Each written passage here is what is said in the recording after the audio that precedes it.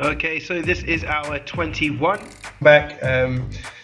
This is the can opener I'm pulling on Brandon here for the last session. Ironically, the last session we'll do with Brandon, but the first submission he ever got on me was this can opener, and it's a painful lesson to learn. Really stretches your neck out. So yeah, like I said, last session with Brandon, and it's been really cool. Brandon's taken a couple of classes, really grateful for that. And Daniel and of course Justin teaching us way back in the beginning. So it's been good to have 3 different styles really. We're working on a head and arm choke from being in someone's guard. So you're in that top position, you want to get their arm on the other side of your head. And we'll see it again from another angle in a second. So there we go, I've shifted his arm onto the other side of my head. I've got my head right down to the floor, lifting my hips up nice and high, and then just squeezing to apply that submission.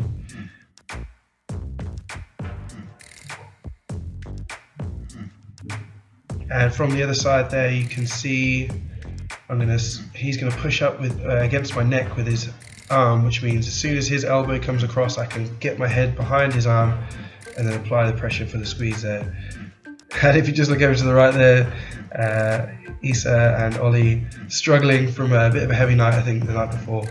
So I think that might be pretty much where Issa stays for the rest of the session.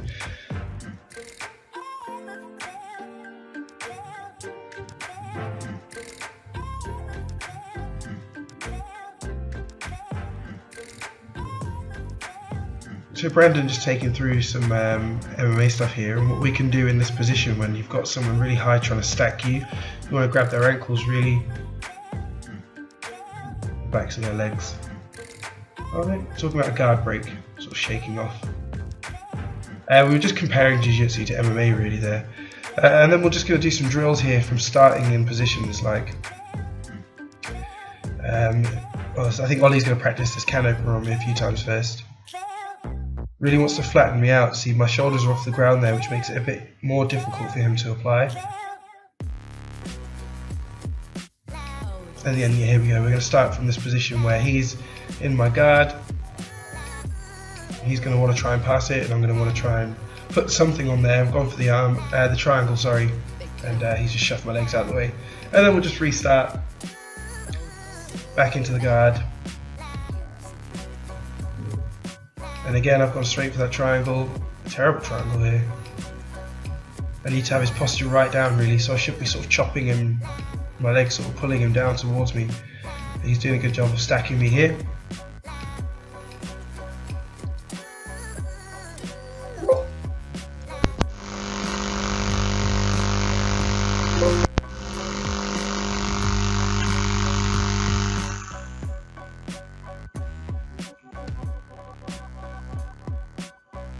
Restarting again, so I'm going to try and keep his posture down this time. There's a Kimura on there. Gone for it all wrong.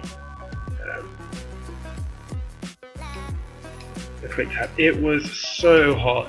I mean, this was the middle of April, I think, towards the end of April, where the sun was really starting to come up and get really hot. So again, this time I'm in Brandon's guard. I'm going to want to try and escape or get back to submission. I've tried to get his arm onto the other side, really trying to force it, to be fair. He's doing a good job of trapping my shoulder, so I can't quite get my shoulder into his neck, which is where I want it really, and holding onto the back of my neck, maybe even my shirt there to prevent me from getting my head underneath his arm. Try and do a skip over and out of his legs to escape that guard. He's got me in a half guard now. And back into guard.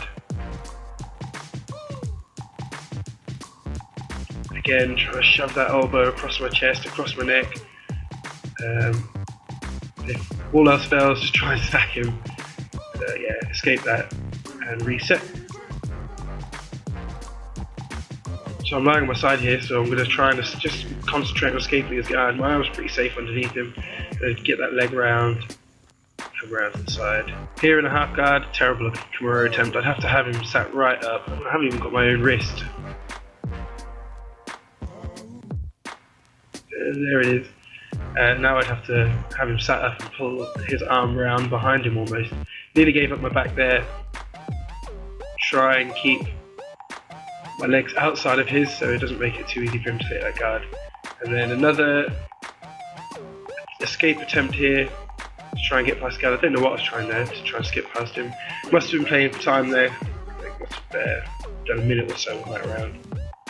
And then some rolling. You can see it, if you look to the right of the screen there, that big white square, the sun was coming straight through that window and it was cooking my camera pretty much. Another attempt here at that Achilles heel hook. We know it, we're so comfortable with it now in training that we do it all the time, which is good, because you also learn how to defend it, and that's what Ollie's done here. I've managed to push him back down, he's got mine, as always seems to happen. I guess we need to learn where we need to put our legs to keep that from happening. He's escaped that there, but now he's got mine. Gives it up, rolls over, and takes my back. So from here I'm just going to be trying to defend, try and roll over to get him off. He does a really good job of keeping on my back. He wants to trap an arm, he wants to get that hook in. I'm using my arms and my legs to stop him from being able to do that. Keeping my hips nice and high. I want to prevent his hooks coming into my legs. He's almost got that right one in. I'm